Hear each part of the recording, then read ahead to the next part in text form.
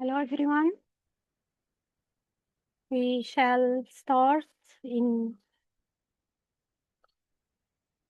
1 minute until we are joined by more attendees.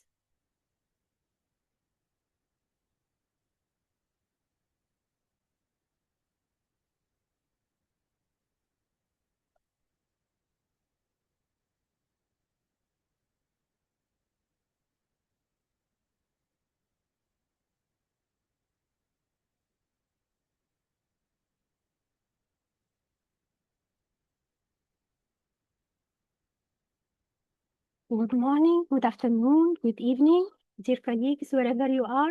Welcome to our webinar, Universal Bibliographic Control, Global Perspectives on the 2025 IFLA Statement,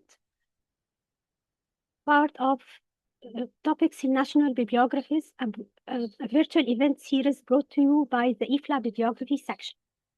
My name is Rehab Ouf. I work at the Bibliotheca Alexandrina in Egypt, and I am the chair of the IFLA Bibliography section.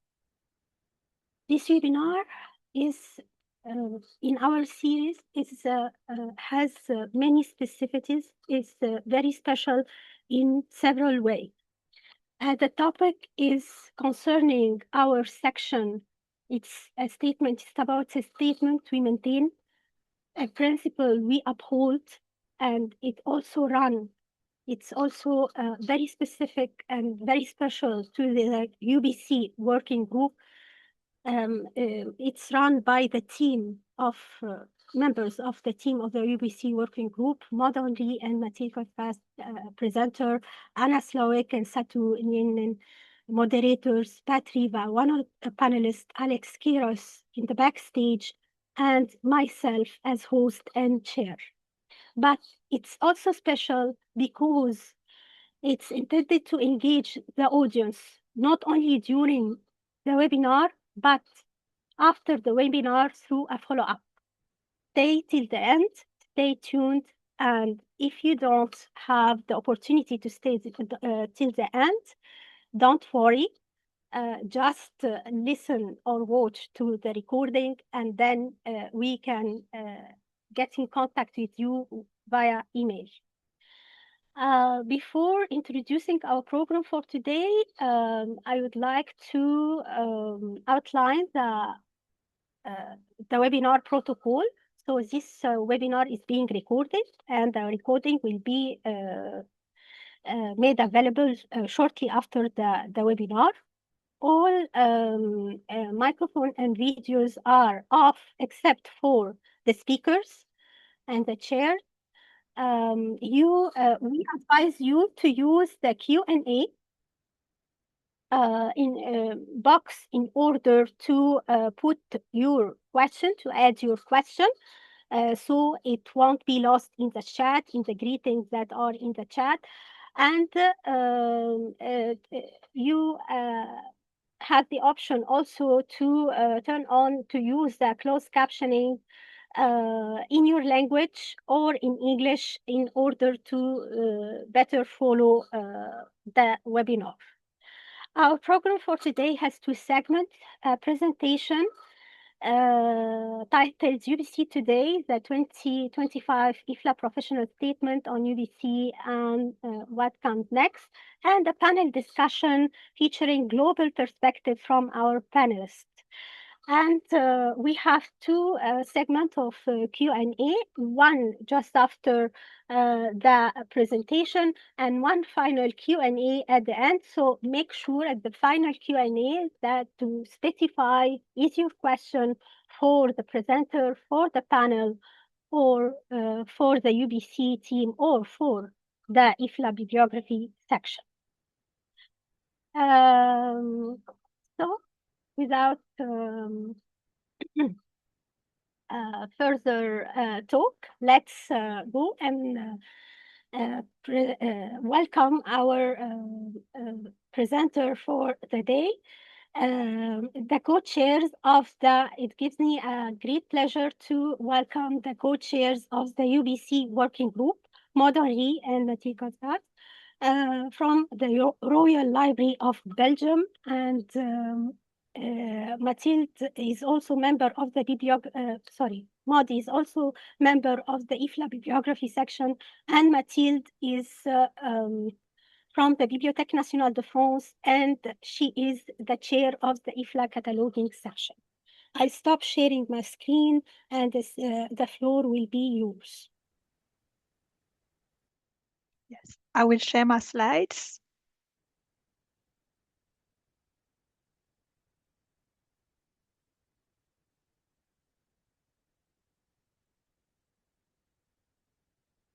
Rehab, can you confirm it's visible on the screen? Yes, Maud, I can see it. Yes, great. Thank you so much. Good morning, afternoon, or evening, everyone, and thank you very much for being here today. Mathilde and I will present the 2025 IFLA Professional Statement on Universal Bibliographic Control, or UBC as it is very often called, and we will also explore what comes next.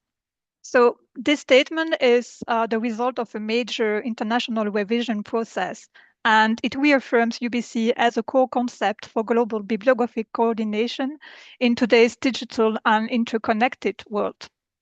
So for those of you who might not be very familiar with UBC, I would like to give a very short historical context. So UBC is a fundamental frame of reference that originated around 1970, although many of its aspects existed before the term itself was invented.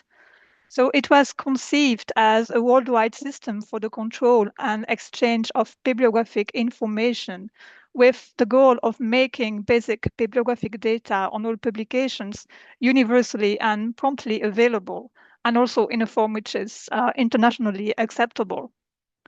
So over the years, there have been many conferences and programs and key texts that have shaped UBC. And actually, the previous IFLA professional statement on UBC was published in 2012. And in recent years, professionals recognize the need to bring UBC principles to the forefront again and to update its guiding rules to align with or to reflect the new context and the most recent developments in technology and bibliographic standards. So some of you may actually have participated in professional events between 2020 and 2023, where UBC was discussed. And one of these events was the 2023 satellite meeting that took place at the Royal Library of Belgium just before the main Congress in Rotterdam, for those who remember that. And so all of this actually led to the launch of the revision process. And in December 2023, the UBC working group was created by the bibliography section with members from the cataloging, the subject analysis and access, and the National Libraries section, and also the Committee of Standards. And all of those are IFLA units. And as you can see on the next slides, all of those people listed actually took part in the revision work of the UBC statement. And we would like to sincerely thank all of those colleagues. It's been a very rewarding experience to collaborate with such a great team of experts. So thank you so much to everyone. And let's go back to our revision timeline.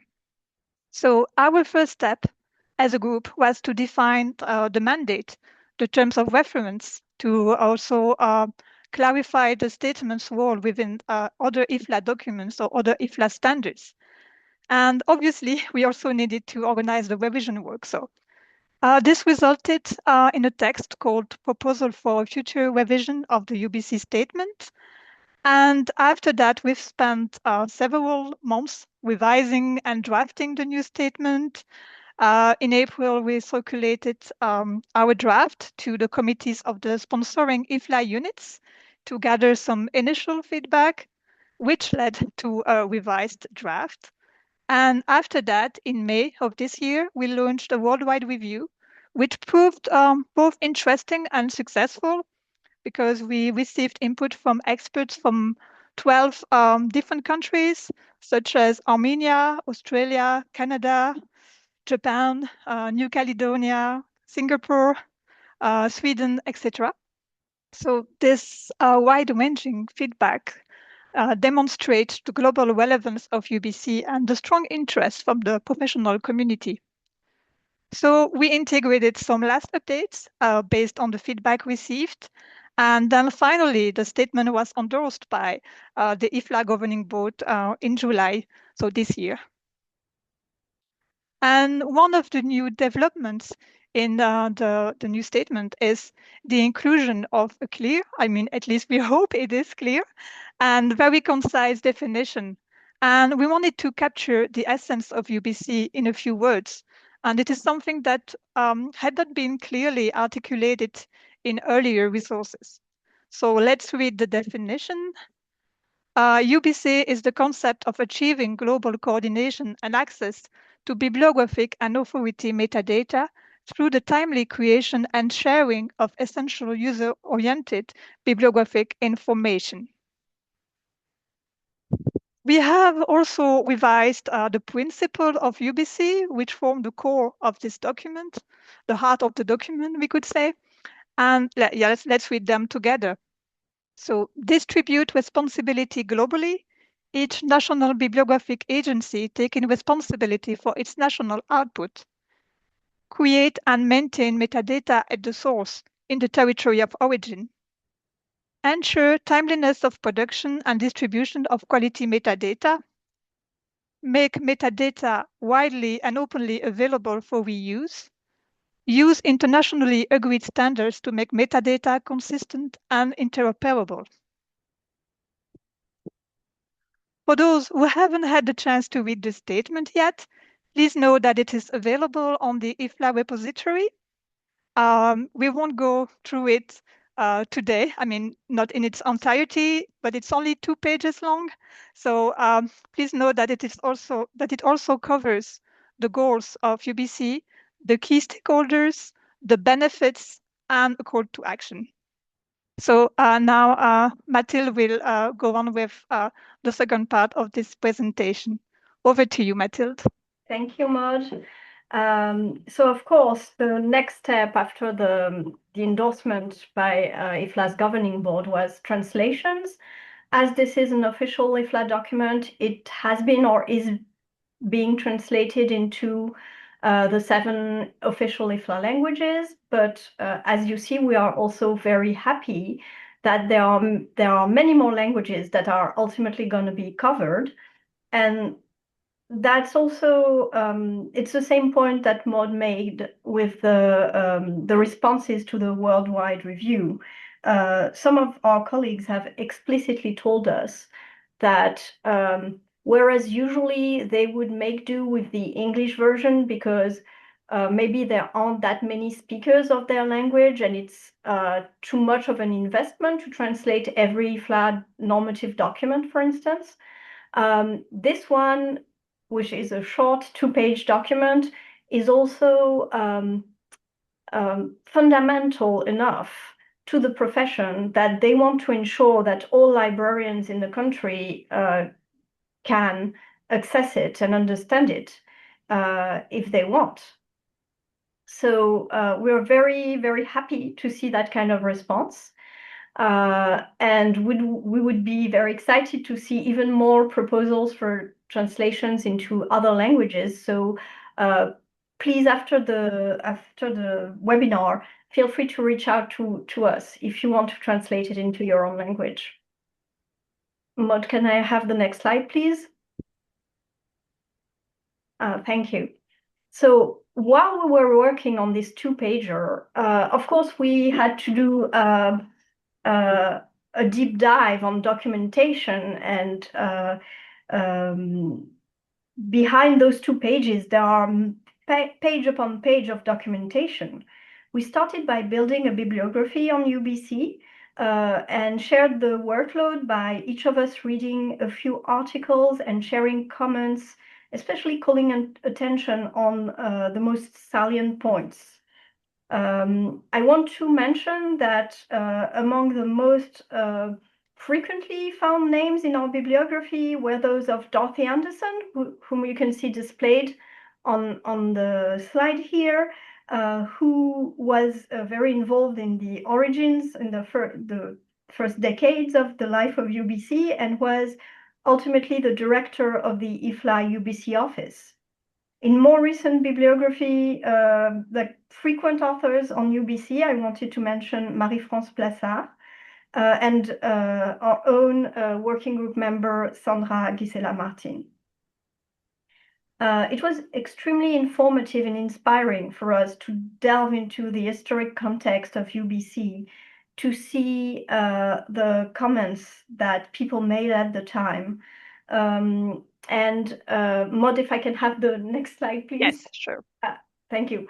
We wanted to show you this comment that we particularly liked, which you see on the right-hand side of the screen, which is, as far as we can tell, how Universal Bibliographic Control came by its name. Carlos V. Pena, this UNESCO official, during the discussions on the shared cataloging program, apparently exclaimed, "But this is Universal Bibliographic Control." So that's also one of the nice moments of this research and these discussions we had. We started compiling a historical document to straighten the timeline in our minds. And we have all of this material. We were also very aware from the beginning that there was a need for a definition of UBC, because it's actually not that easy to find an official IFLA definition. And that was one of the main goals for the statement, that it include a revised short definition. And of course, that discussion was extremely rich and intense, and we left it thinking it probably deserved a second go with more time to devote to it. So very early on, we knew that there's a lot of valuable information that we wanted to keep. And that information had not been immediately available to us in an easily compiled form when we started that work. We think that maybe we are not alone in the profession in needing a place where you can find relevant resources on UBC. I would even venture the hypothesis that it might be one of the reasons why, when we started this work, we realized that while the profession was very much attached to the principle that underlay UBC, a lot of us realized we'd kind of forgotten that it was called UBC, or UBC was the name of the thing we were doing. And the feedback during the worldwide review also went in that direction, part of it. Maud, can we go to the next slide, please? Thank you. So Maud and Mathilde, just to cut you to tell, you have 3 minutes to wrap up. Okay, thank you. Well, to summarize, we currently have one official document on UBC, which is the revised UBC statement, which as a statement is intentionally concise and focused on high-level principles. We are wondering, and we are going to ask the profession at large, if a more practical, detailed UBC document would be useful for the profession. We asked those questions in the working group, and now we want to extend that questionnaire to the whole profession of how it could complement existing IFLA resources and so on. And Maud, I think the next slide is well. So this is the survey that is going to go live after the webinar, so that you are very well informed to help us make that decision. And I think the next slide is the chart. We think this is the right moment to ask this question. because in the past few years, we have collectively within IFLA worked on the different standards and high-level documents on metadata. Most of them have been revised or are being revised. And we also have been able to discuss and clarify in our minds their relative positions to each other.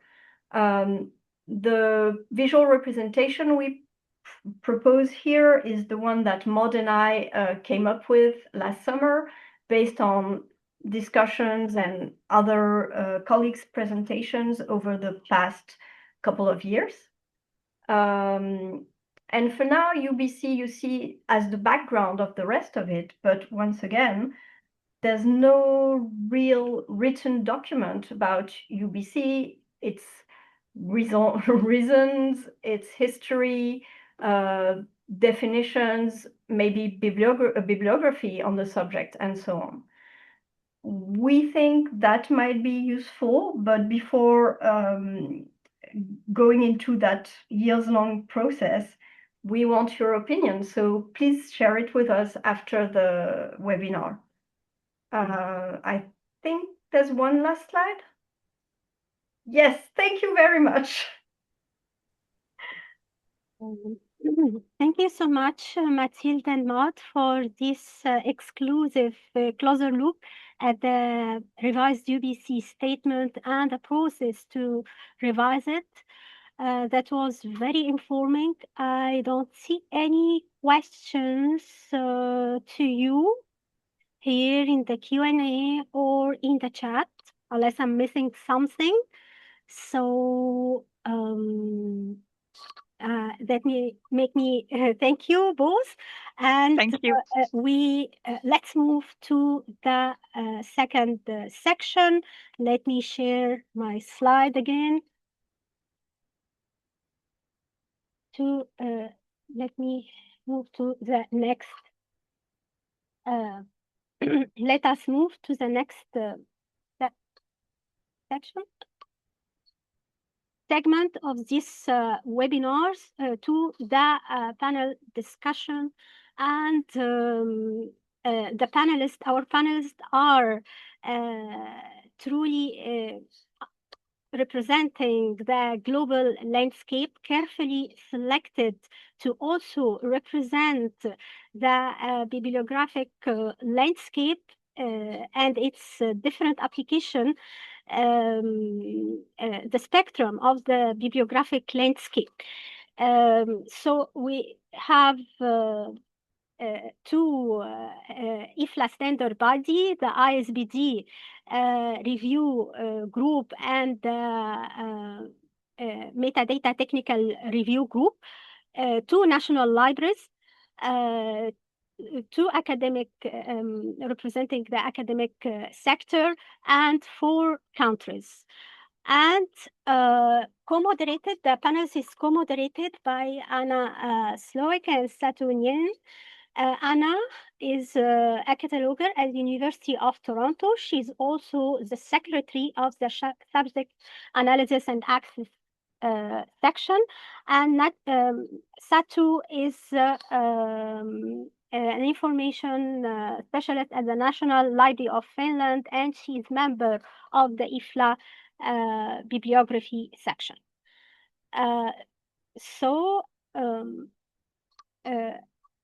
Please join me, moderators and panelists.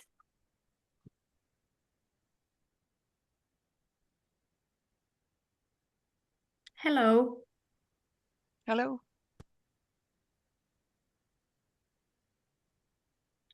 Just a moment, I will share the first question we have for the panelists.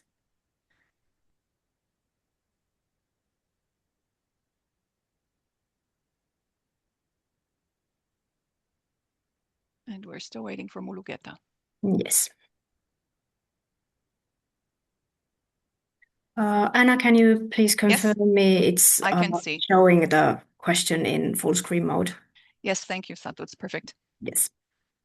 I would like to begin, even though Mulugeta is still backstage. But I'm sure he knows the door to get to us. So I'm happy to start. Rehab, if you like. Yes. Okay. Koskas? Great. All right. Satu and I are very excited at this opportunity today to engage with our panelists, to hear their thoughts, their personal thoughts, and also to provide us with a global perspective on the usage and presence of UBC in our field and in our lives. We have several questions that have been sorted out in advance, and Satu and I will be sharing the moderating of these two questions. So we'd like to start with our very first one, which you can see on the screen, which reads, why is the UBC statement personally meaningful or relevant to you and your work? And to start off, I would like to invite Saeedeh to begin the discussion for us and provide her response to this question. Saeedeh, please. Hello, everyone, and thank you for joining this webinar. I'm delighted to join colleagues from around the world to discuss UBC.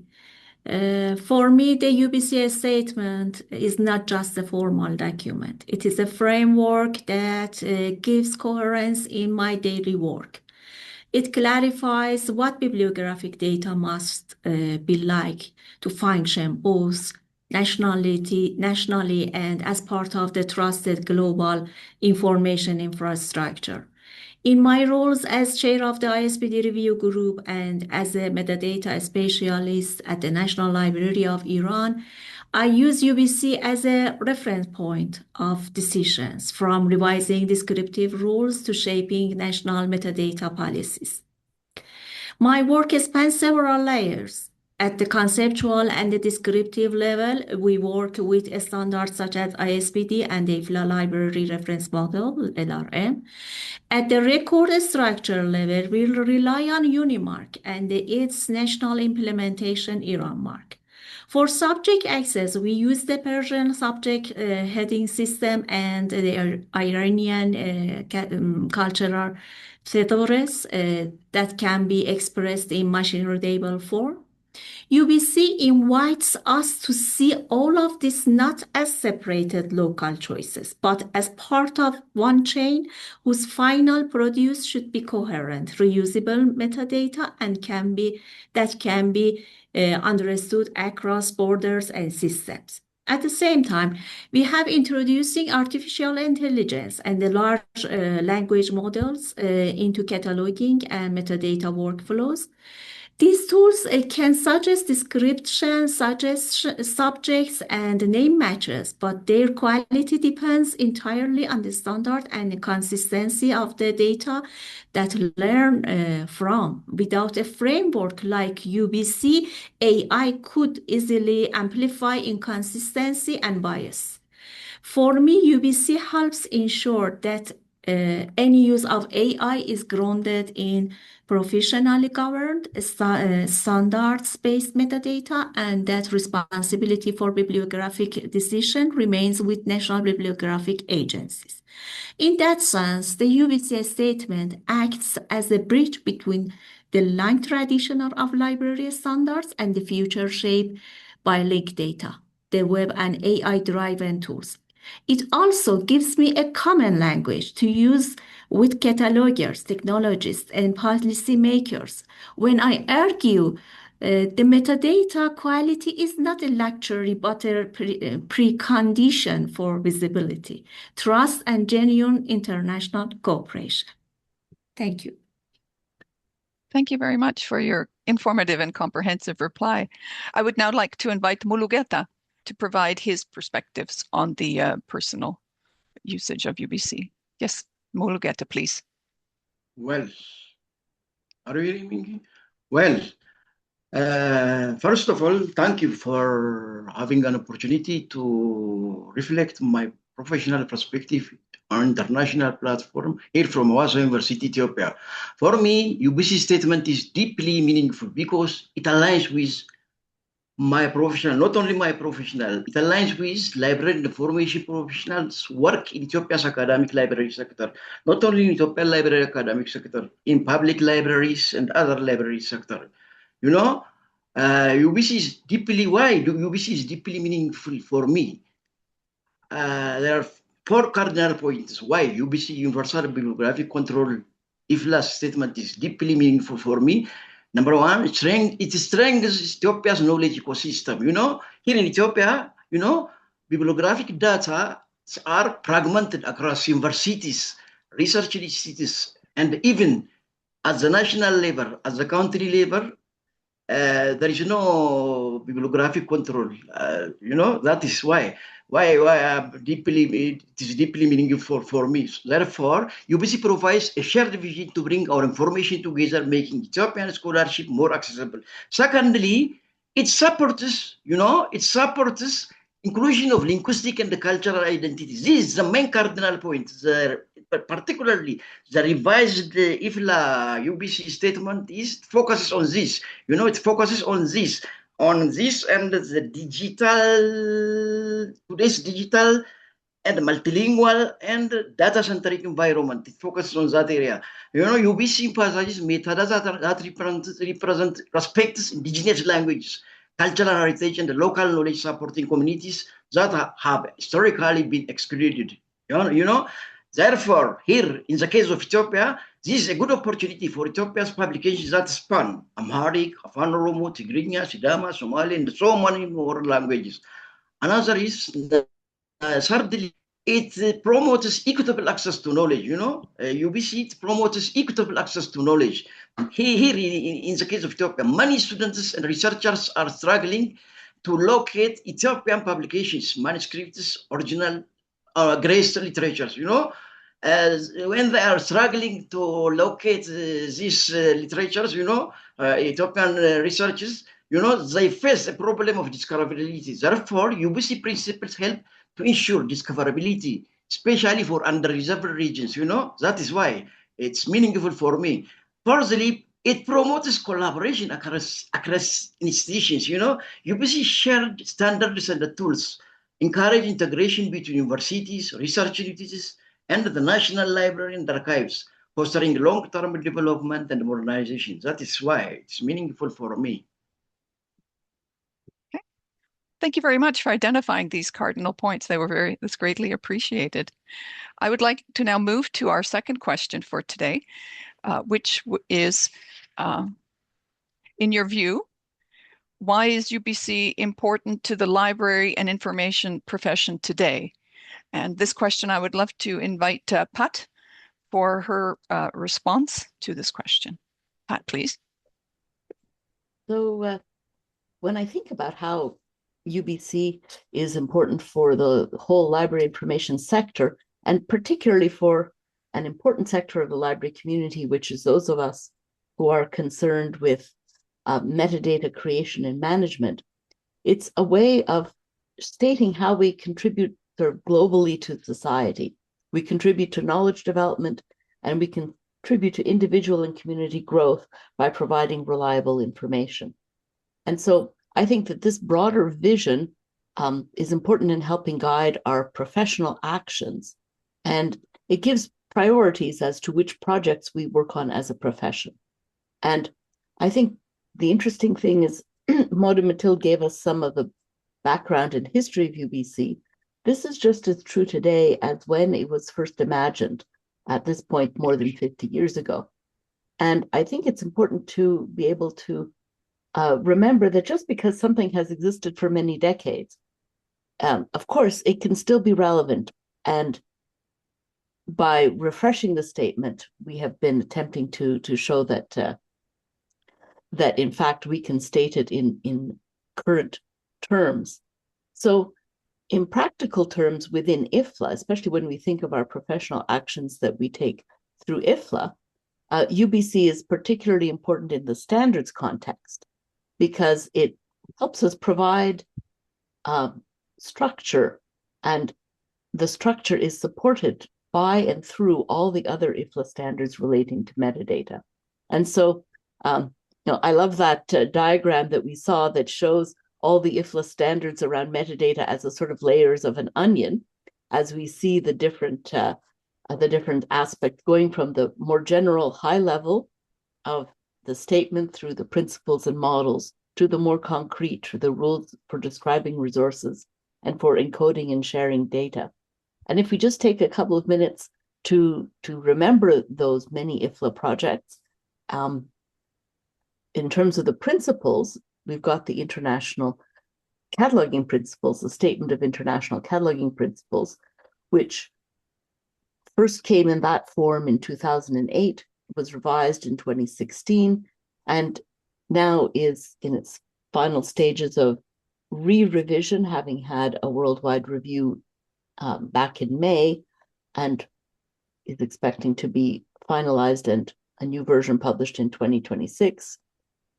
So that is being sort of refreshed and brought to date in this context. For the conceptual models, within IFLA, we have the IFLA Library Reference Model. Again, consolidated 3 previous models that had been around going back about 20 years, published in 2017, with a very small update, a small errata in 2024. So the conceptual model sort of still stands. Then we have our descriptive cataloging rules. Within IFLA, the ISBD, the International Standard Bibliographic Description, has a long history of supporting UBC and giving us common standards to work from.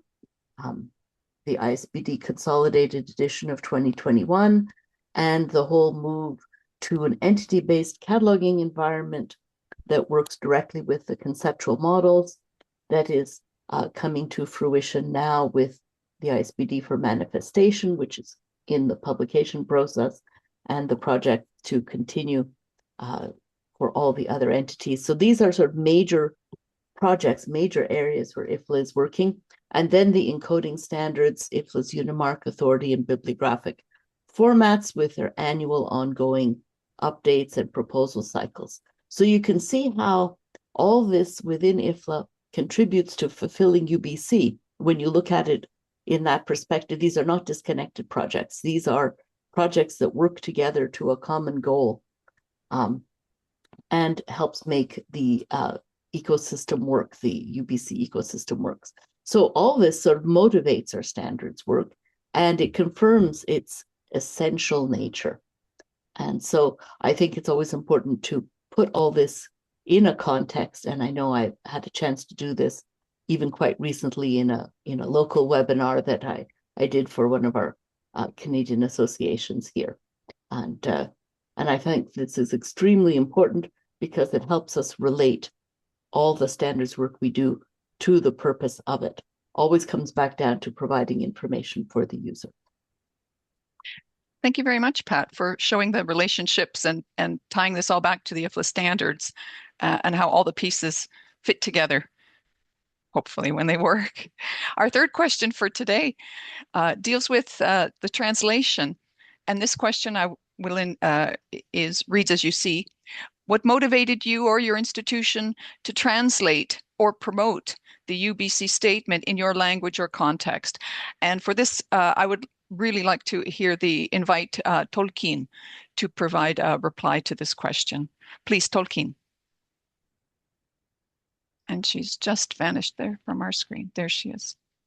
Tolkien, please.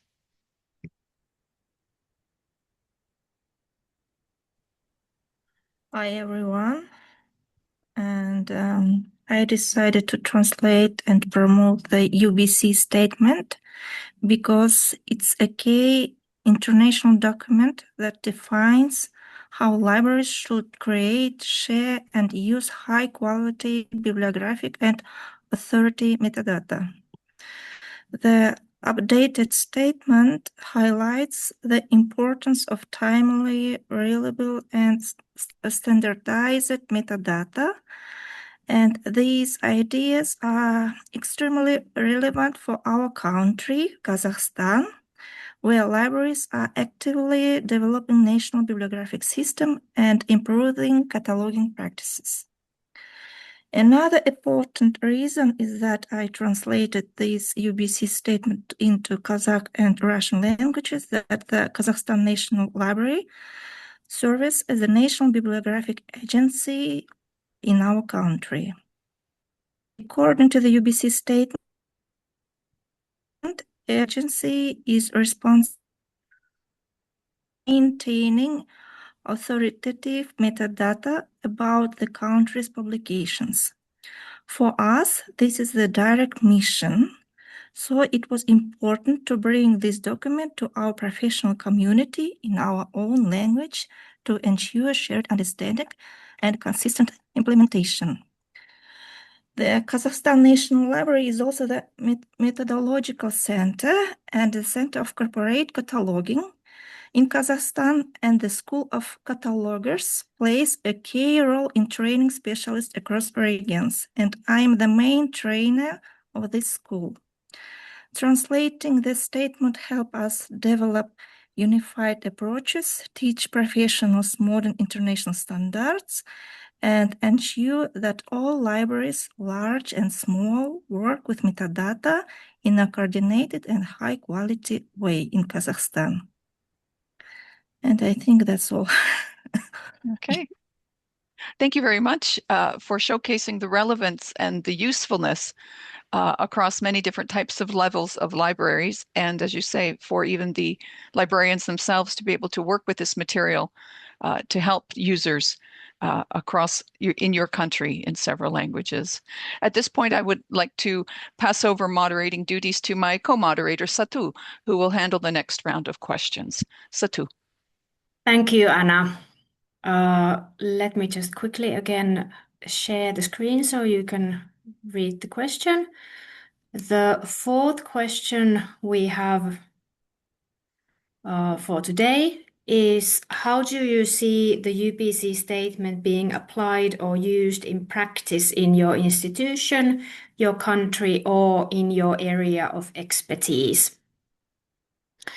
And for this question, I would like to first invite Mulugeta to offer his view.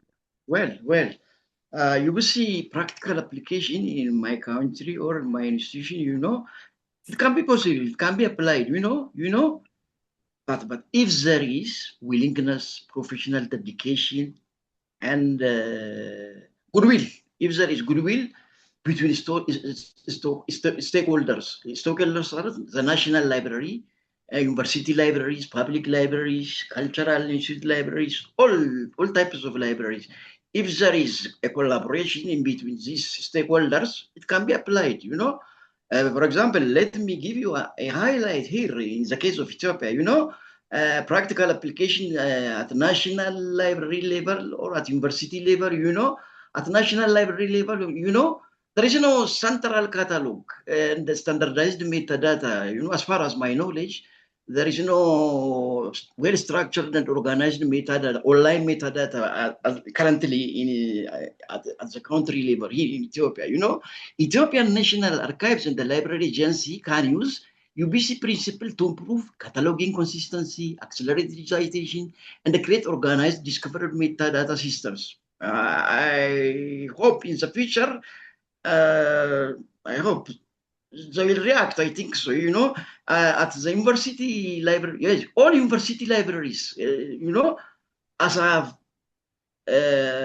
mentioned earlier, you know, cataloging and repository services are just fragmented across all the universities here in Ethiopia. You know, Hawassa University is, you know, one of the top 10 research universities here at the national level in Ethiopia. You know, it can adapt, upgrade international metadata standards. Not only our universities, other 10, by the way, there are 40 universities in Ethiopia, you know, these are the top 10 are research universities. You know, all they can adapt this upgrade international metadata standards, you know, if they collaborate, and you know, that is, yeah, they can, therefore, UBC standardized institutional repositories improve cataloging and metadata quality. You know, this ensures Ethiopian scholarship is discovered both nationally and globally. That is, you know, thirdly, you know, shared infrastructure. If there is shared infrastructure, it can be applied, as I've told, union catalogs, knowledge platforms between Ethiopian National Archives and the Library Agency, and between university libraries and the cultural institutions, reduce duplication and strengths national resource sharing. If these stakeholders are here, I'm talking as an optimist normally. Most of UBC practical principles are here. It is not practiced in Ethiopia, I'm talking as an optimist, If they cooperate, if they collaborate with international library professionals, with IFLA, they can. It can be practical, I think so, Yeah, that is my will.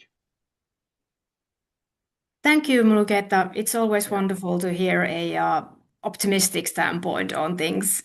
Yes. The next panelist I would invite to discuss this question is Pat. Please, the floor is yours. All right. So, of course, thinking personally, a lot of my own professional practice has been centered around the development of metadata standards. That's something that I've long participated in. Within IFLA, I've been, I think, associated mainly with the conceptual models, but here in Canada, I'm also very long involved in the MARC 21 standard, so encoding standards, and more heavily involved in the earlier phases of development of RDA, RDA French translation, the first round of that. And so when I think about how this fits together, it's all fundamentally about creating the tools and structures to make UBC work. Mulugeta was talking about the need for cooperation, and these tools and structures help us cooperate because we need our metadata work to be compatible and interoperable between different institutions so that it can be shared and reused nationally and also hopefully internationally. In my past, I've worked at National Library level, and I know that at the National Library level, we were very aware of doing our metadata work so that it can be reused. And I think those who are currently in national libraries, have that feeling. But now I work in a university library, and often in the university library, we may not realize that our cataloging work is itself also within the UBC ecosystem. But of course it is, on two ways. First, we depend on reusing the bibliographic and authority records that are created by our national bibliographic agencies. We depend on it for both our acquisitions and cataloging workflows. And without that, we would not be able to provide resources to our users, our students, faculty, or researchers in a timely manner if we had to do everything ourselves from scratch. And so it works for us precisely because we're functioning in a network of shared international standards, either working directly with those from IFLA or based on standards that are based on alignment with the IFLA standards. Also, I think in university libraries, at least in Canada, we sometimes don't really realize the many ways we actually contribute to making records more available for others, for our fellow libraries. But there are Canadian libraries who are part of the International Program for Cooperative Cataloging, or the Name Authority Cooperative, or the Canadian-French cooperation to feed the Canadiana French language authority file. And so contributing authority records to those national files in a distributive and collaborative way is participating directly in UBC. And also when we contribute bibliographic records to shared files, well, we're helping other libraries, whether it's original records or making updates and corrections. So it's also socially responsible to make those updates and corrections in the shared file rather than just locally. So I do find it important to be able to connect our daily practice to these principles and to the higher level goals where UBC fits in. And so I find it quite exciting and also very motivating to see how we each contribute to something that's much larger than ourselves. Thank you, Pat. Wonderful that you brought our attention to the broader ecosystem of participants within the UBC ecosystem, also contributing to it and benefiting from it.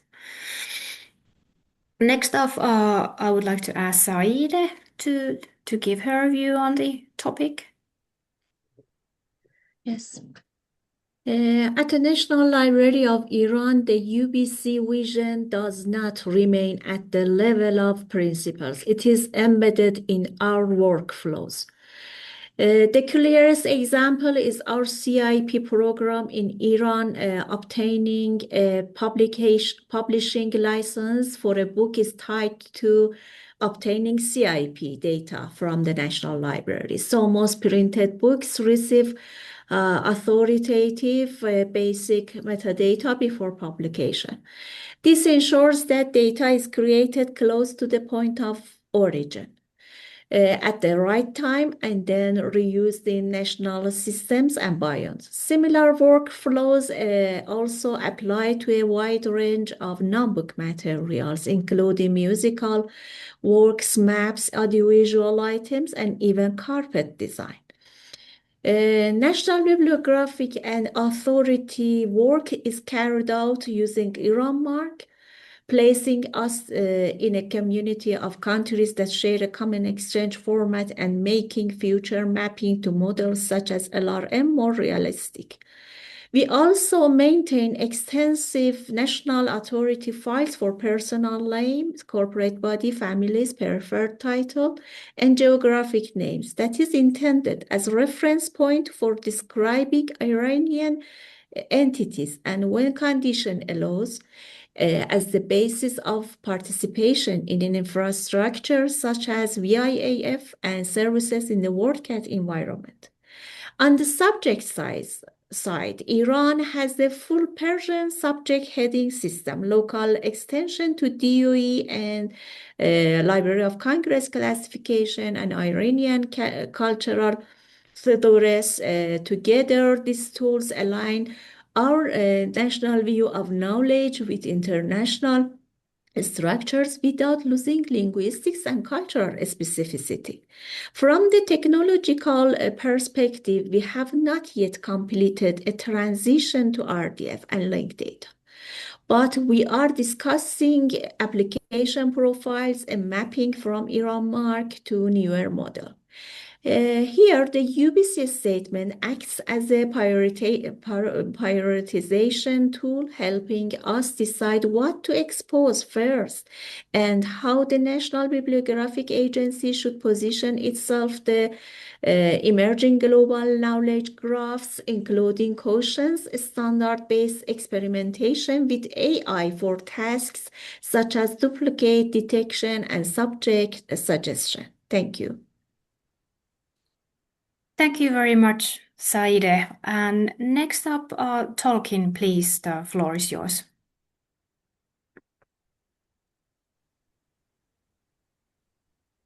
Okay, in my professional practice, the UBC statement can guide many aspects of our everyday bibliographic work.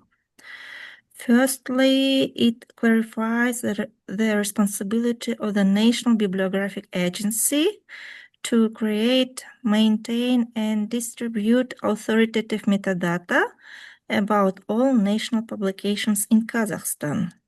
This means we will continue strengthening national bibliographic records, authority files, standardized naming, and metadata consistency, because there is some differences between Kazakh naming and Russian naming.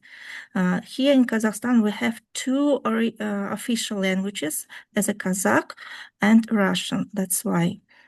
Second, the statement emphasizes creating metadata at the source, at the place of origin. This supports closer cooperation between the Kazakhstan National Library and publishers, so that metadata about new books appears early and with better quality. Third, the statement encourages the use of international standards. This directly supports the National Library's role as a methodological center in Kazakhstan. We can integrate these principles into recommendations, training programs, and copyright cataloging practices. The School of Catalogers will use the statement to train librarians in consistent cataloging, authority control, metadata quality, and sharing practices. Finally, the statement promotes open, free access to authoritative metadata. This aligns with our current work on improving national bibliographic databases, opening metadata to libraries and the public, and integrating with global information systems. That's all I think. Thank you. Thank you, Talking. I think reflecting on these viewpoints brought up with this question, it seems that the UBC statement is indeed a very viable and also practical guideline that is deeply integrated in the day-to-day library practices. Moving on to the fifth question.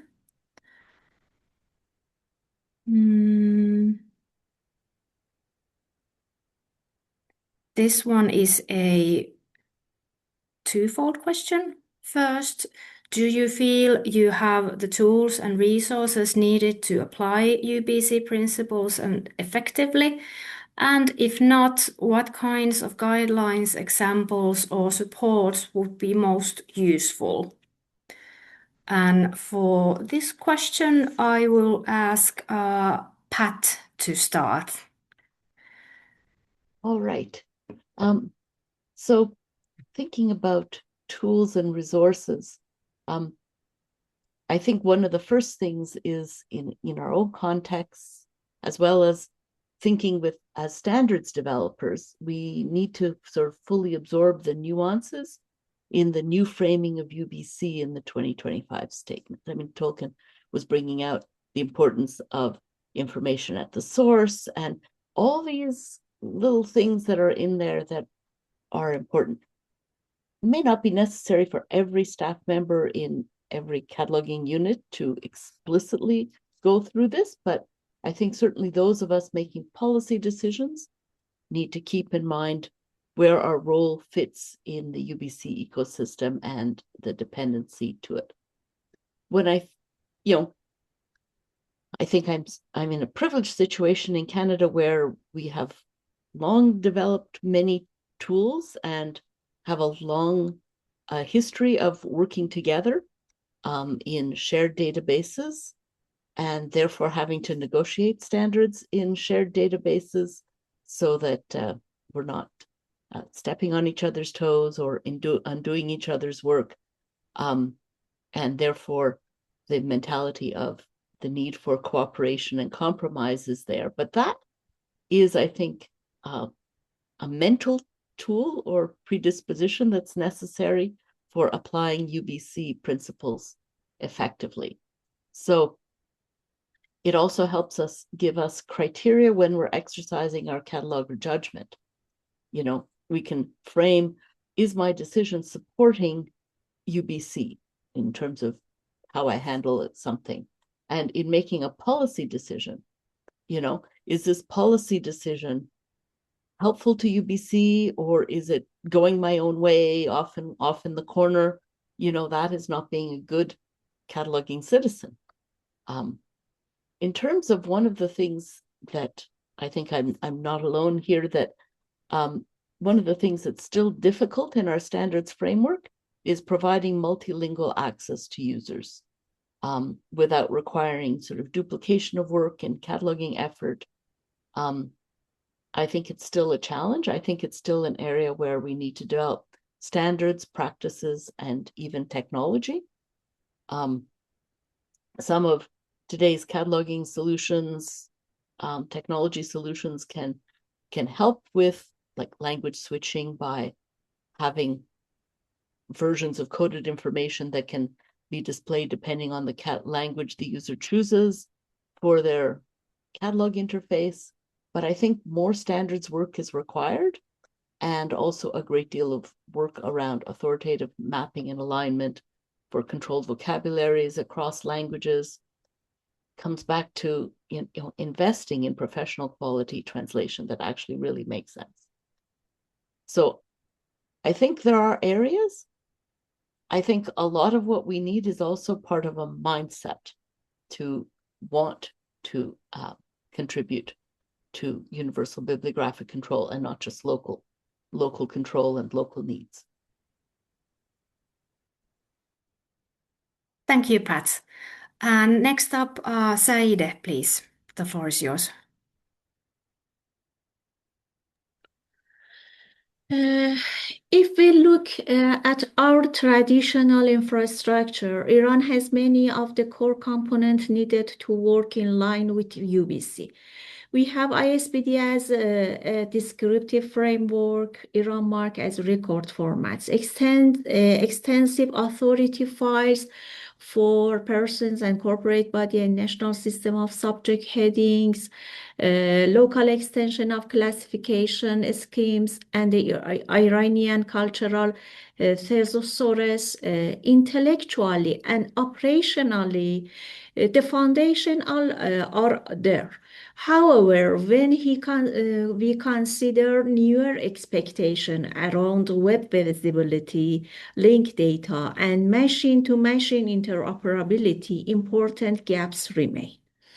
One major gap is technical. We do not yet have a fully specified, widely implemented mapping from the Iran Mark to LRM compliant structures in RDF and link data.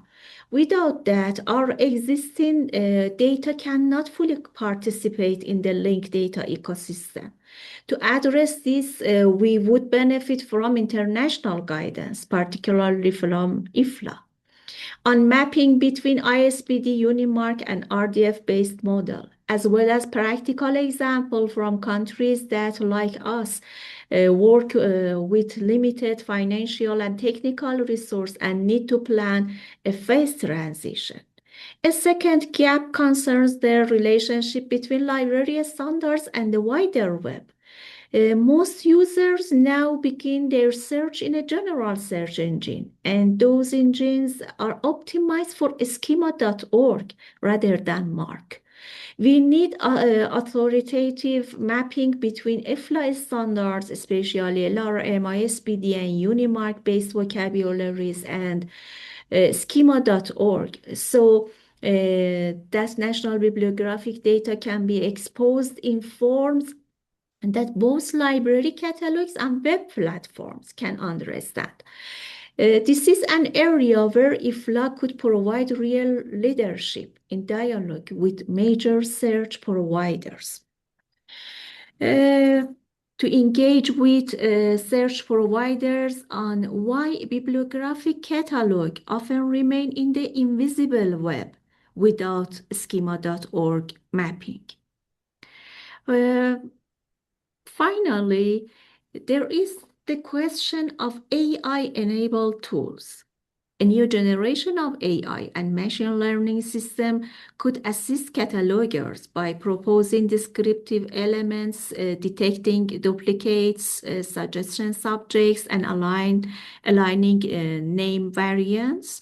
For these tools to be useful rather than harmful, they must be trained on high quality, standardized data and produce outputs aligned with IFLA standards. Support in the form of open source tools, curated training data sets, and clear guidance on responsible use of AI in bibliographic workflow would be extremely valuable, especially for countries like Iran that face economic constraint and sanction limiting access to commercial cloud services and proprietary AI platforms. Thank you. Thank you very much, Saeedeh. At this point, I would like to check with the chair whether we still have time for one more question. Actually, we have a couple of minutes, but we can extend because we don't worry about we still have time in the webinar duration, so you can Okay. ask 5 questions. Yes. 5 minutes. Okay, wonderful. So we have one more question planned, and just let me again share.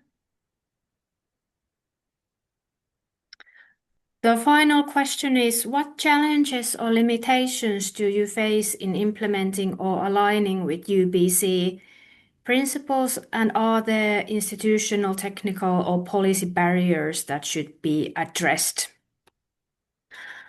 And for this question, I would first like to give the floor to Tolkien. Tolkien, please go ahead. Okay. We face several real challenges in implementing the UBC principles. Firstly, these institutional challenges. Libraries across our country work at different levels of technical readiness. Some have strong cataloging teams, while others lack trained staff. And the School of Catalogers and the National Library of Kazakhstan work hard to reduce this gap, but training still requires time and resources. Second is the technical challenges. Many library systems are outdated and don't fully support international metadata standards or authority control tools. Interoperability between systems is still limited, which slows down national level coordination. The third one is policy challenges. The UBC statement emphasizes open access to authoritative metadata, but national frameworks for data sharing, standardization, and cooperation between libraries still need further development. We also need the responsibilities of publishers, technological partners, and institutions in sharing metadata. The Kazakhstan National Library, as a National Bibliographic Agency and Methodological Center, works to address these barriers.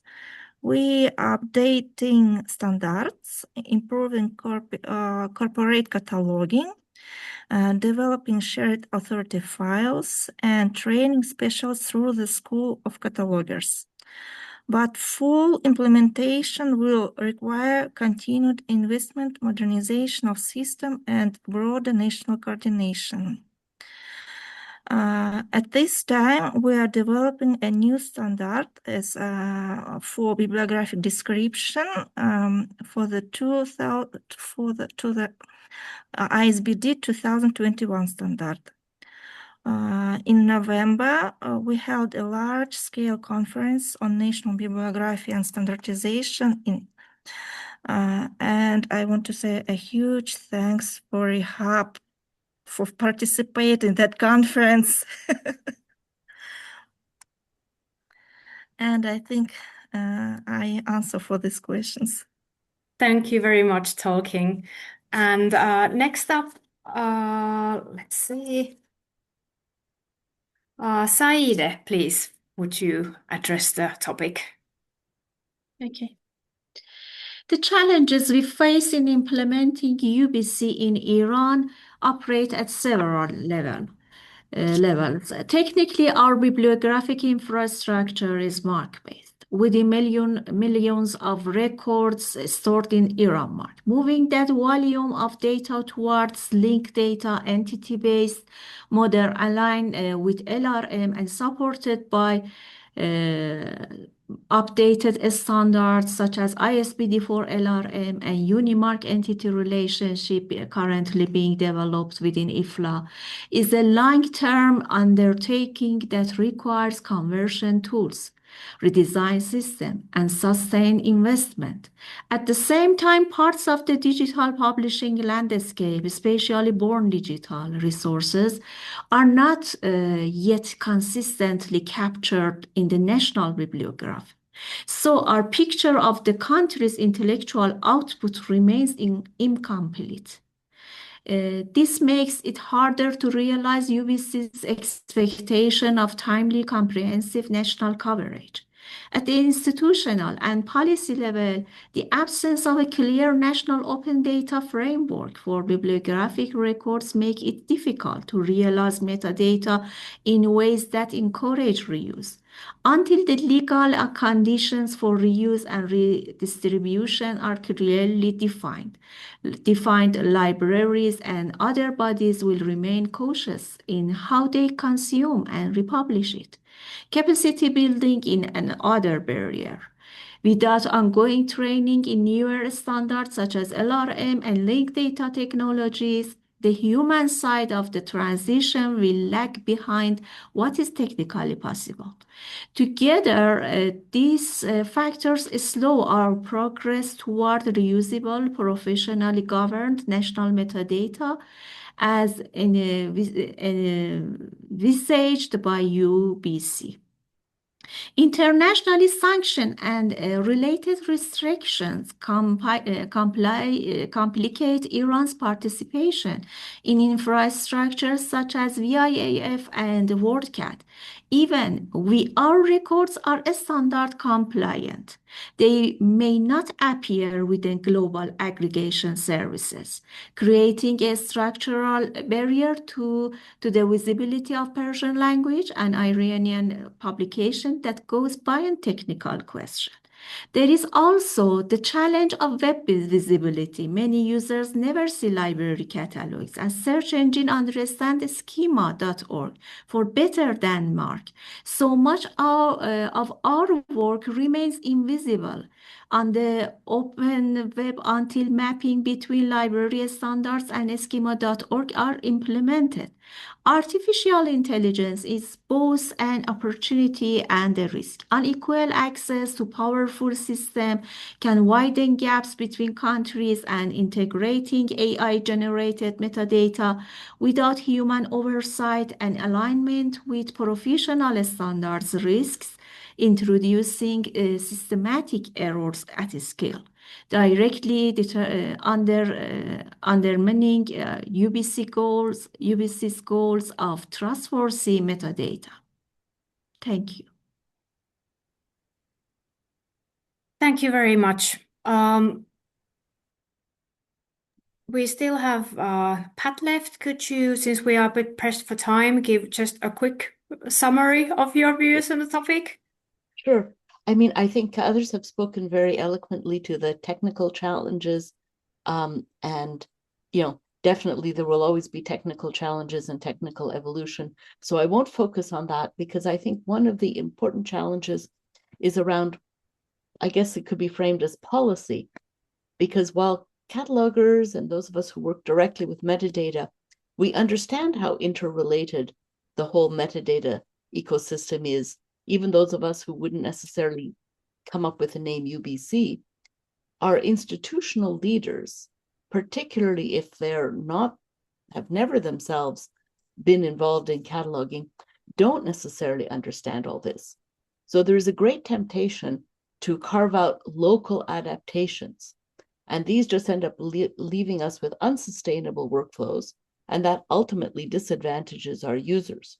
If we can't afford the work needed to keep the system running, there will be no service provided to the users. And so it can be difficult to explain also why needing to be part of a bibliographic community where we give back as well as take, and give back by contributing our authority and bibliographic records to common files, that it's part of being a good citizen, and that yes, there's a cost to contributing, but it costs much less than if no one had contributed and we had to do everything by ourselves. So the small cost of contributing is much offset by the cost of what we receive. And so I think we do find ourselves in a policy situation where we have to constantly justify that using international standards is essential, that it's part of efficient and effective cataloging operation, so that we do care about the budget and the bottom line in the end, and that this is ultimately in the best interest of the end user, because it will result in timely and authoritative information, and therefore it meets our purpose as libraries. And so I think there is, a remaining and big challenge that we continue to have.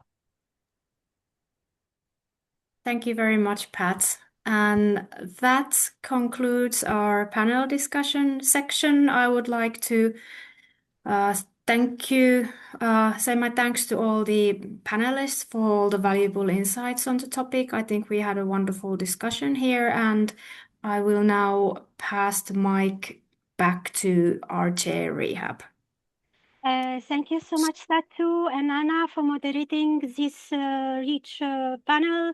Thank you, Pat. Thank you, Saeedeh. Thank you, Tokin. And thank you, Muturiya, for this very insightful discussion and insight that you have shared about the essence of Universal Bibliographic Control, with each very much about, and the essence is the global exchange of authoritative bibliographic and authority data in internationally agreeable standard. And that brings us also to the role of IFLA as a standard body that is making available all these bibliographic standards under this umbrella of Universal Bibliographic Control, where our statement is having the overarching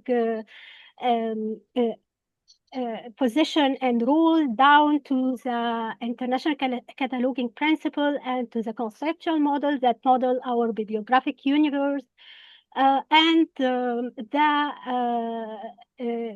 standard, the cataloging rules and the bibliographic standard as ISBD, and we also mentioned RDA and others, and down to the encoding formats as MARC and Unimarc, MARC 21 and Unimarc. And this also, I must also mention that the panel discussion has mentioned, raised also the point of translation, and why translation is very important, its role in the promotion of Universal Bibliographic Control of the statement, of using the statement also as an advocacy tool in order to achieve all of us and all like institutions involved in this global work in order to achieve the Universal Bibliographic Control. And I thank also Tokin very especially because she mentioned a key stakeholder that wasn't mentioned here along with another stakeholder. I must mention them, that the national bibliographic agencies, those institutions that are responsible of creating those first authoritative bibliographic and authority records that are used and reused to achieve interoperability and consistency all over the system. And our collaborators, the publishing industry, who are the first provider, or they provide the metadata at source. Thank you so much all. And before calling our presenters from the previous segment, and also our backstage hero, I would like to highlight that you, as attendees of this webinar, here or after, you have a very important role, and we would like you that you share your perspective. It's not only that we had a presentation about what's the UBC statement and how it was developed, and shared some insights and by featuring global perspective about it, but it's also your role here to guide, if to tell us if you need additional guidance or guidelines in whatever format that would help you achieve adopt the Universal Bibliographic Control statement, not only as a statement, but also as principle. And what do you need? And we will share now the link to this in the resources. You will find it in the resources box. The link to this survey. I would also ask Alex and Maud to make it available, this link in the chat, to paste it in the chat.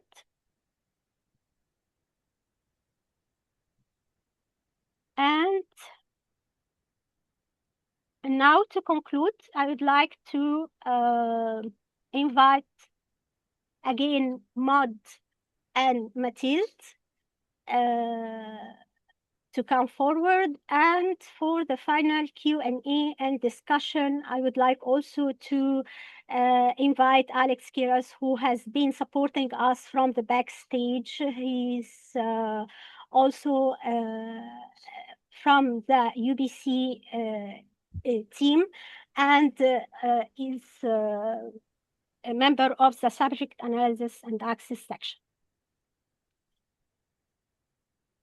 Okay, over to you, Alex, because we received a number of questions, and I think they weren't really, they didn't have their way to the Q&A box, but you found them in the chat. So please Yes. tell us about what you got. Thank you, Rehab. We had a lot of comments and interest expressed in different translations. So I believe Maud or other colleagues have logged those. Please feel free, as Rehab mentioned, to use the Q&A function to submit questions here. We also had a question in the chat earlier that I will share, and I think anyone who is interested may answer this. It was two questions in one. So it's, which partnerships or cooperation do you consider most influential today, and how can developing countries participate more actively in standards development?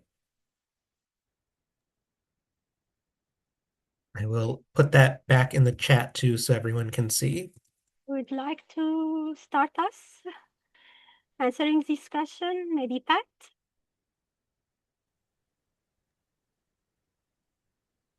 Yes,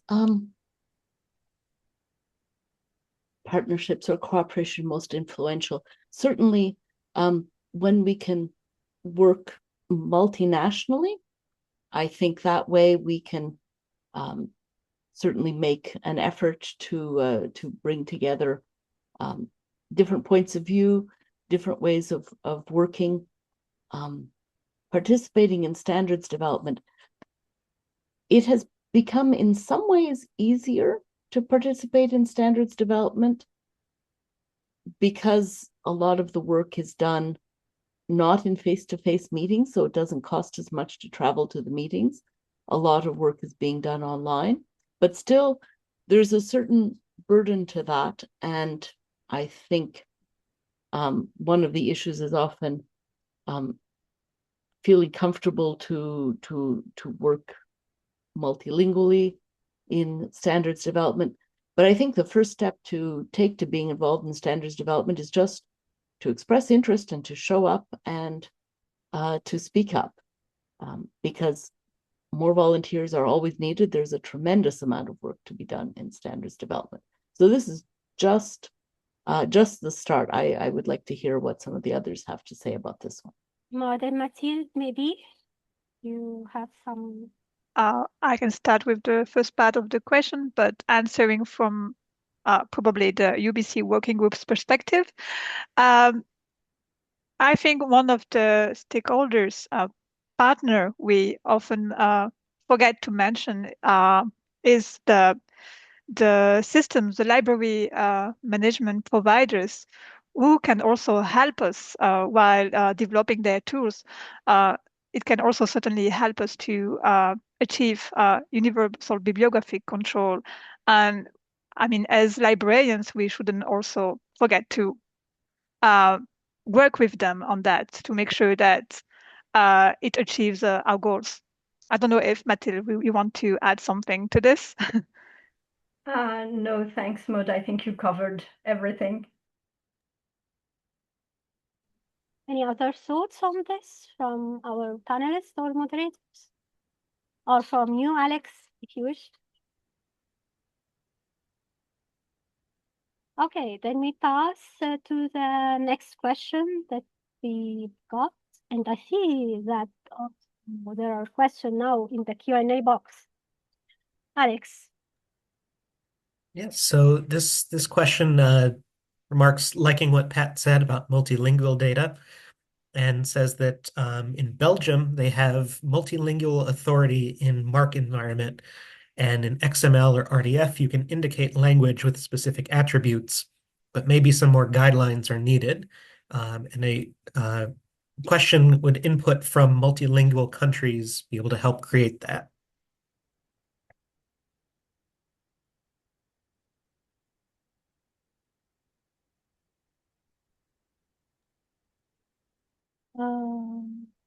Yeah, I can expand on what I was thinking a little bit. There are multilingualism aspects that are easier to handle than others. So one can easily match up, for instance, the full terms for a list of codes in multiple languages and do a mapping.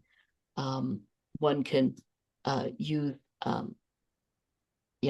either classification can be a switching system that allows the user maybe to search in one language and be passed through to pull resources that are indexed in another because of classification. You can do things with multilingual name authorities, although some of these are not as scalable as others. Like, it's one thing to be a 2-language country. It's another matter to be a 20-language country, because then, if you're expecting an authority record to list the preferred form in all 20 official languages, then when you're trying to scale that up to globally, well, there are like 3,000 world languages. So you start having scaling issues, right? But there are things that are also, difficult right in the methods of descriptive cataloging. So when you have a multilingual publication with multiple title pages, which one is primary and which one is secondary? This primary secondary is still built into our cataloging description. And in unilingual publications, that isn't an issue because there's one title page and everybody would work from that. But when it's a multilingual publication, you start to run into some little weird difficulties. And some of them I really have never been able to figure out how to deal with. But then again, mapping is important because it's not true that 2 languages will map concepts in exactly the same way. Sometimes you have more concepts, more finer distinction than others, and things do not always map neatly. It's not true that languages are just arbitrary codes. They reveal something about thinking and worldview. There's a lot more to it than that. And so it is still a difficult problem, I think, a difficult human problem.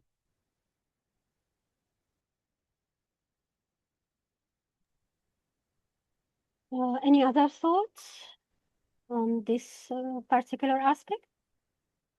Multilinguals, sharing and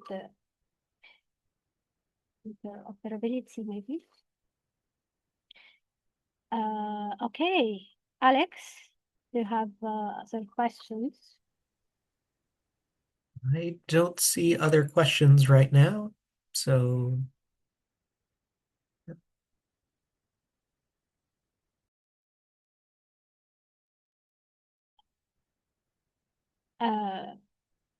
okay, if we don't have any questions from the audience, or if the panelists, the presenters, the moderators want to discuss or to elaborate more on some aspects, or to address other questions even from the previous one that we heard, so we can thank our attendees, our participants for today. We know that it has been hard because it is approaching the holiday season, but you have been here with us, and also there are more who didn't attend live with us, but who registered in order to have the recording. And we repeat that we need you to share your perspective and your needs by answering, by taking the survey on what can be the next step for UBC, or after the UBC statement, what you like to see, or to see addressed in terms of problems, needs, or maybe ideas or perspective. I don't know if it has been, the link to the survey has been Yes, shared. yes. I've shared it, and I've also added in the resources, but I can share it again if you like. I will just do it now to make sure that everyone can see it. And also, we will get in touch after the webinar with email, so we make sure that everyone got this link to the survey, and everyone is invited to share their perspective about what could be the next step, or what are the needs or ideas. Thank you so much for joining us today, and stay tuned. We'll be back in 2026 with other topics in our virtual event series of the bibliography section. We'll get in touch after the holidays. Thank you, and bye-bye.